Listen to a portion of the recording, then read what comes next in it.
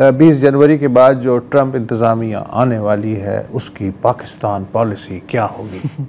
ये हर चैनल, हर दानिश्वर और जो हर राह चलता आदमी है उसके जहन में ये सवाल ठूंसा जा रहा है, अगर वो नहीं भी सोच रहा। इस बारे में हमारे जो डॉन के नामा निगार मुकीम वाशिंगटन हैं अनवर इकबाल साहब, उनका एक तजज़िया शाज़ेब में आज पढ़ रहा था कि वहाँ अब लॉबिंग का एज़ इफ़ कि जो लॉबी जीत गई, ट्रंप का दिल जीत गई, बस उसके बाद फिर बल्ले बल्ले हो जाएगी। वो लिखते हैं कि पाकिस्तानी हुकूमत और पीटीआई के दरमियान इस वक्त लॉबिंग का सख्त मुकाबला है। हो सकता है ट्रंप को पता है या नहीं। पाकिस्तानी सफ़ीर रिजवान शेख नौमुंतखब अमरीकी कांग्रेस के अरकान से मुसलसल मुलाकातें कर रहे हैं। नवंबर से अब तक वो 20 से ज़ायद अरकान कांग्रेस से मिल चुके हैं। मेरा ख्याल है 450 है ना अरकान कांग्रेस, 20 से तो मिल ली है वो। अच्छा, और उन्होंने पिछले 20 दिन भी इस्लामाबाद में गुजारे और इस्टेब्लिशमेंट के साथ जो आइंदा की स्ट्रेटजी और हिकमत अमली है उस पर तबादला ख्याल किया। अब उस पर वो अमल दरामद वहाँ कर रहे हैं जाके। सफ़ीर रिजवान शेख को चूँकि पीटीआई की जो लॉबिंग कोशिश हैं उनकी शिद्दत का भी पूरी तरीके से अंदाज़ा है, तो इन्होंने अनवर इकबाल साहब ने उनसे ऐसे ही सवाल किया कि ये जो पीटीआई की लॉबिंग है इसके बारे में क्या कह रहे हैं आप। तो रिजवान शेख ने कहा कि देखें जी, अमेरिका में मुकीम पाकिस्तानी जो हैं उन्हें दो तरफ़ा रियासती ताल्लुक़ात पर पाकिस्तान की अंदरूनी सियासी सूरत हाल को नज़रअंदाज नहीं रखना चाहिए। तो उससे ये है कि बैनुल रियासती ताल्लुक़ात को अलग और अंदरून में जो कुछ चल रहा है घर का मामला घर में निपटाना चाहिए। अच्छा, नई ट्रंप इंतज़ामिया से जो पीटीआई की लॉबी है उसकी दो तंजीमें हैं बुनियादी तौर पे जो ट्रंप के मुशीरों से राब्ते में है। एक है फर्स्ट पाकिस्तान ग्लोबल और एक है पाकिस्तान अमेरिकन फिजिशियंस एसोसिएशन।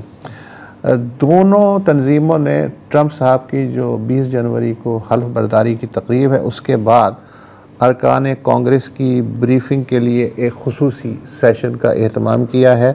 अब तक 15 रिपब्लिकन और डेमोक्रेट अरकान कांग्रेस ने इस सेशन में शिरकत की हामी भरी है। ब्रीफिंग में जो बुनियादी जो सवाल होगा वो ये होगा कि जी सिविलियन जो हैं, ये जो शहरी हैं, उन पे देखें फ़ौजी अदालतों में मुकदमा चल रहा है और जो जमहूरियत की सूरत हाल है वो आपके सामने है। पाकिस्तान अमेरिकन फिजिशियन एसोसिएशन उसका ये भी कहना है कि वो कोशिश कर रही है कि कांग्रेस, अमेरिकी कांग्रेस ग्लोबल मैग्नेट्स्की एक्ट जो है वो इन्वोक करे।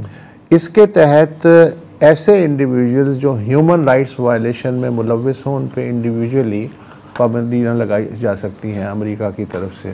तो ज़ाहिर उन्होंने लिस्ट भी बनाई होगी कि सर ये इनको ज़रा देख लें। पीटीआई का दावा है कि उसे ट्रंप कैंप के एक बाअसर मुशीर रिचर्ड ग्रेनल और एक तजर्बाकार, बल्कि मैं कहूँगा गुर्गे बारादीदा सफारतकार ज़ल्मे खलीलज़ाद की भरपूर हिमायत हासिल है। ज़ल्मे भाई ने हाल ही में कहा है कि अमेरिका को पाकिस्तान में एक मुतवाज़न सियासी माहौल के क़याम के लिए दबाव बढ़ाने की ज़रूरत है। अच्छा, ये तो है कि ये आपस में हमारा चल रहा है। अब अगर मैं वाइट हाउस में घुस के देखूँ, ओवल ऑफिस में जाके चश्मे तसव्वुर से कि ट्रंप साहब बैठे हुए हैं अपनी कुर्सी पे, शुरू के दिन है, तो उनके सामने फ़ाइलें कौन सी रखी हुई हैं। सबसे पहली फ़ाइल तो होगी मिडल ईस्ट की, ईरान की फ़ाइल होगी, लबनान की होगी, फ़लस्तीन, इसराइल जो भी है ये होगा, सऊदी अरब इसराइल से ताल्लुक़ात कायम हो जाए तो कितना अच्छा होगा, इस तरह की चीज़ें होगी। दूसरी फ़ाइल होगी रूस और यूक्रेन की कि भाई ये तो झगड़ा जो है ये कैसे निपटाया जाए और अमेरिका किस तरह उससे निकल आए। तीसरी फ़ाइल होगी नेटो ममालिक से ताल्लुक़ात की, ग्रीनलैंड ये वो सारा चक्कर चल रहा है। फिर कनाडा की फ़ाइल है, मैक्सिको से ताल्लुक़ात, फिर चाइना से टैरिफ की जंग, उसकी बहुत सारी फ़ाइलें रखी हुई होंगी। इस मौके पे क्या ये तवक्को की जा सकती है कि नई इंतज़ामिया फ़ौरी तौर पे ये जो पाकिस्तानी सफारत खाने की लॉबिंग कोशिशें और पीटीआई की लॉबिंग कोशिशें हैं उनकी वजह से वो कहेगी यार ये यूक्रेन चाइना वाइना तो हम करते रहेंगे, पहले इनको निपटा दें। आपको क्या लगता है? देखिए, सबसे पहले तो मतलब हम किस जन्नत में ट्रम्प साहब के लिए इंटरनेशनल मामला जो हैं वो बहुत, फिलहाल उसकी फाइलें आगे होंगी। वो डोमेस्टिक एजेंडा पे आए हैं, आइसोलेशनिस्ट हैं। वो चाहते हैं कि अमेरिका कहीं भी इन्वॉल्व ना हो। जंगें जहाँ पर चल रही हैं उनको उनके हाल पे छोड़ दिया जाए या उसको बंद कराया जाए।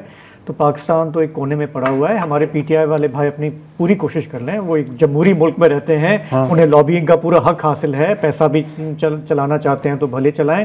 At the end of the day हमें पता है कि अमेरिका की जो पॉलिसी है वो सिर्फ पाकिस्तान में कैद एक शख्स के गिर्द नहीं घूमती। वो एक फैक्टर ज़रूर है। जब वो दबाव डालना चाहेंगे हमारे हाइब्रिड रजीम पे तो इस इशू को उठाएंगे।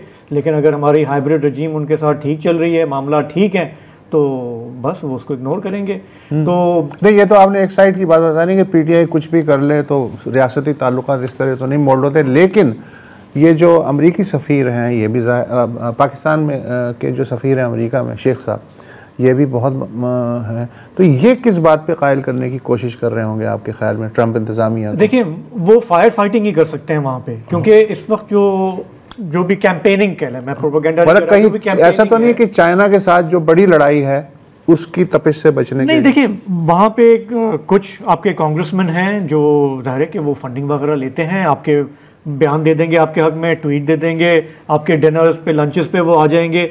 हमारे यहाँ क्रिटिसिज्म ये हो रहा था कि हमारा सिफारत खाना क्या कर रहा है। 2 साल से पीटीआई ने वहाँ पे उधम मचाया हुआ है, तो सिफारत खाना क्या कर रहा है? नसपज हो रही है। तो ये जो शेख साहब हैं जिनको भेजा गया है, तो वो भी अपनी कारकर्दगी दिखा रहे हैं कि देखिए, मैं 20 कांग्रेसमैन से वहाँ मिला हूँ, मैं यहाँ से इंस्ट्रक्शंस ले रहा हूँ। वो उनके बस में जो है वो उन्हें दिखाना है ना इस्लामाबाद को कि जी मैं अपना काम कर रहा हूँ। अब वो काउंटर कर पाते हैं पीटीआई के पैशन को और उसके कैंपेनिंग को, ये एक अलग सवाल है। मतलब फिलहाल जाहिर है कि ट्रम्प साहब की रातों की नींद इस वजह से नहीं उड़ेगी।